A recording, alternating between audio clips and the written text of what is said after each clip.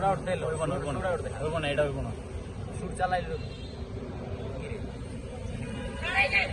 high high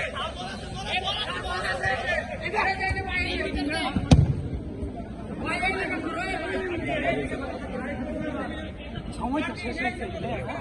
হয়েছে হ্যাঁ half time পায়া লাগছে স্যার সময় তো মনে শেষ হয়েছে আরে এটা রেফারি দায়িত্ব তুই তো বাগনা করছ কি কইলে রেফারি হইতে পারে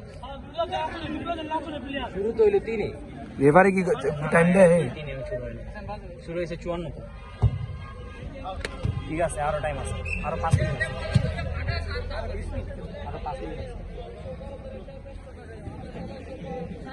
না 54 তো শুরু হইছে